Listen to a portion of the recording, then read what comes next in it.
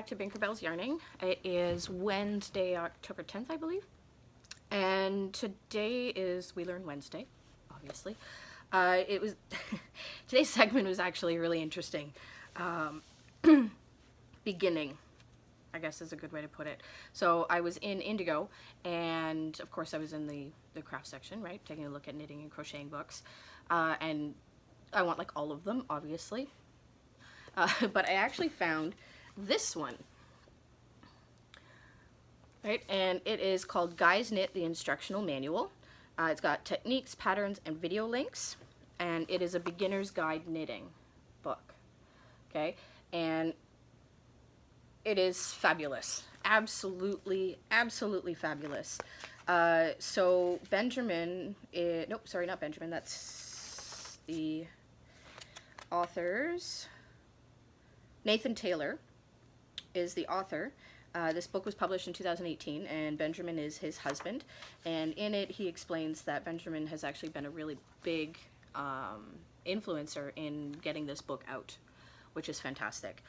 So he actually explains how he got into knitting, the stigma that is behind it when it comes to men, and how he's overcome that and become an absolute knitting boss.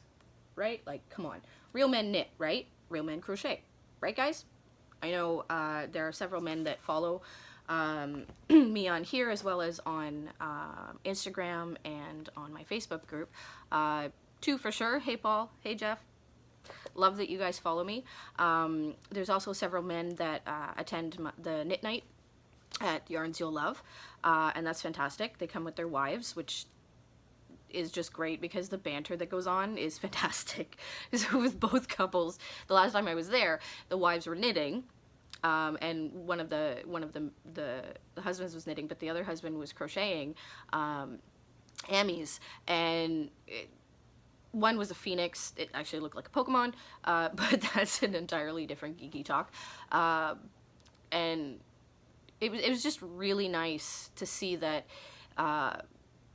they just don't care, right? So many men are, they shuffle to the background, they stay in the shadows because, you know, knitting and crocheting and fiber arts is just, it's a woman's thing. It's not, okay? It really isn't. Art is art. It doesn't matter who makes it. It's art and it's beautiful. So, men, that's today's theme. And in doing research for this particular piece, the information that's out there is exhausting. Absolutely exhausting, just like any other subject when it comes to knitting and crocheting and fiber arts. So I've put multiple links in the description. All pages I couldn't get to, or I briefly went over. Some of the information was repetitive to stuff I had already picked up. The link to this book on Amazon is in there. There's also a link to another book called the Crochet Dude's, I can't remember what it is now. Anyways, it's a pattern book by the Crochet Dude. Right? His blog is also in there in the description. Another really fun book that's all patterns written by a man for men. All right, so that was fantastic to take a look at that. So the meat of today, knitting is actually something that was exclusively a men's occupation. In about, let's see, yeah, it was originally male-only occupation. Now remember, men had a tendency to take everything. Sorry guys, that's not a hit to you, but history does dictate that men have a tendency to take everything, right? Knitting is a man-only occupation. For a long time, men wore skirts as a sign of wealth and status. So things that have become traditionally women's occupations were originally men's occupations, and women were excluded from it. So in 1527, the first knitting union was established in Paris, and it was a men-only union. No women were allowed in this union. So that's really interesting.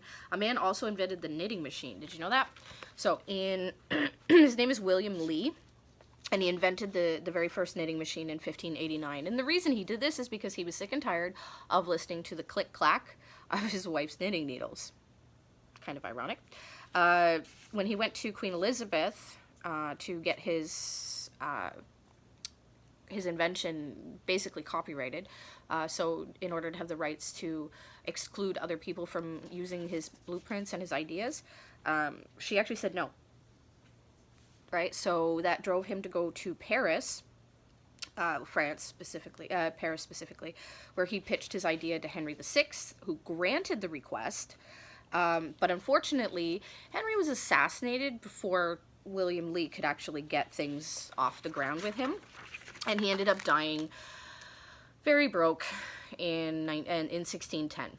So his brother actually took up his drive to get this invention going, and took it back to England, where he recruited a man named Ashton, and they opened the first knitting factory in Nottingham. So Lee's design actually stayed the standard until the 1700s, where it was modified to accept other materials, including lace and silk. So that was pretty cool. Another big male influencer in knitting is actually Charles Dickens. Right, believe it or not. So in this story, Tale of Two Cities, he created the character Madame Therese Defarge.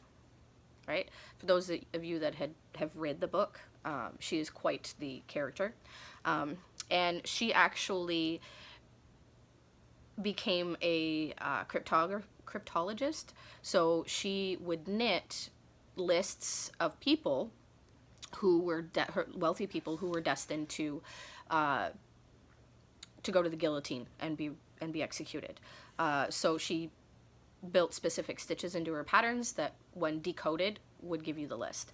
And this actually was inspired by the tricoteuses, which were women who went to the National Council and knitted while they listened to the names that were being debated for execution. So it's kind of disturbing, right? But I mean, we take our projects everywhere, right? Bus, doctor's office. I know some women knit in church. I've seen it, right? So, yeah, Charles Dickens has a tendency to take things to another level. So that's a little bit of history when it comes to men and knitting and crocheting. It is quite extensive. So nowadays, there are oodles of information on modern knitting. So there's, let's see, Alfred Alfie Date, which you guys would probably remember, and when you see his pictures, you will remember, because, oh my god, adorable. So in 2017, he was 109, which made him the oldest living man in Australia, and he knit sweaters for penguins in the event of an oil spill, right? And there was, unfortunately, an oil spill, which actually spurred this idea for him, where several thousand penguins were affected by it and needed to be washed. And once they're washed with soap, the natural oils in their bodies that keep them warm is gone. So they knit sweaters for these little penguins, and you'll see a picture of it. Absolutely adorable. So let's take a look at other famous people who knit and crochet. So there is 36-year-old Josh Bennett, who is the unofficial poster boy for men who knit, and he has over 35,000 followers on Instagram. Right, like crazy. I wish I had 35,000 followers on Instagram. Anyways, so other than herding his own sheep, he also runs several New York City knitting stores. He's written patterns for Vogue Knitting, Live. He has a degree in menswear design. He's worked for Tommy Hilfiger as a designer. He's created his own line of clothing, and he's collaborated with Marvel Studios, where he designed a Thor-inspired sweater collection. That's just a few of his knitting accomplishments. Let's see here. David Arquette, he learned to knit from his grandmother. And he's actually he was the cover of Celebrity Scarves 2, Hollywood Knits for Breast Cancer, which is a book that was put out in order to raise money for breast cancer research. Ryan Gosling, he learned to knit on the set of Lars and the Real Girl.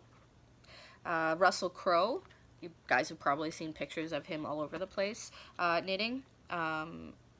Others include Christopher Walken, who actually uses it as an anger management tool, Stephen West, Nicholas Haught, Misha Collins, Paul Rudd, Victor Baxter, Jake Thomas, Kirk Dunn, Sean Cannon, Kenny Johnson, Sam Yeager, Christian Clemenson, Christopher McDonald, Isaac Messiah, I can't pronounce his last name there, Emerson Codd, Anthony Anderson, Lee Emery, John Glover, I can't read my own writing, this is bad, Ewan McGregor, Tim Daly, and George Lucas. Believe it or not, George Lucas.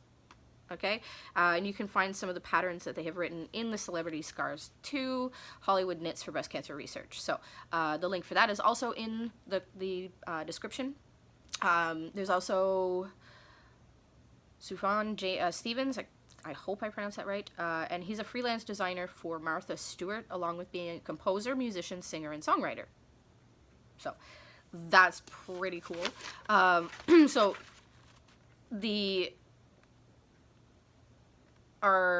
there's actually a number of men's knitting and crochet support groups. So these are groups that are only for men who knit and crochet. All right, it's a chance to bust the stigma of fiber arts being a women's discipline. So some of them are real men who knit, real men knit and crochet, men who knit and crochet by hand, men who knit or crochet, and then there's Eric Lutz, and he actually runs, runs Rib Magazine, which is a publication that's devoted specifically to men who knit. That's also in the description.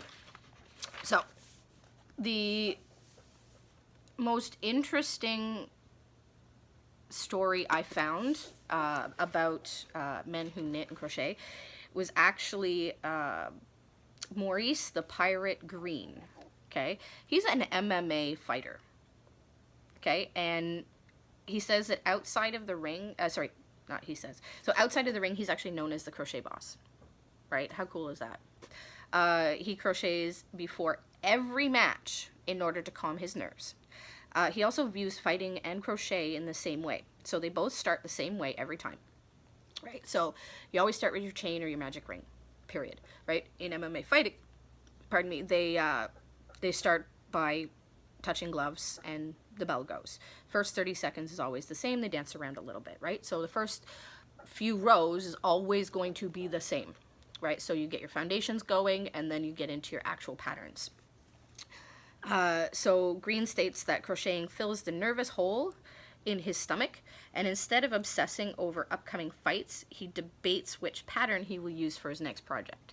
So, fun stuff. I mean, how many times have we obsessed over our projects, right? And trying to figure out what we're going to do there. And it's so much more calming for him to do that, as opposed to really obsessing over how the fight is going to go. Because then you just get it in your head and you're... Anyways, so there are a number of men-only crochet and knitting retreats. Okay, so that's another fantastic thing. If you can actually Google men's knitting and crochet retreats, and some of them are regional, some of them are more local to your home areas. The regional ones are actually set up in some of the most beautiful and picturesque places, right? Absolutely gorgeous. And it's a place for men to really get together and discuss their passions and be among people who are of the same mindset, right? They all knit, they all crochet, they're all men, right? And not all men who knit and crochet are gay. Believe it or not. There are many straight men out there that knit and crochet.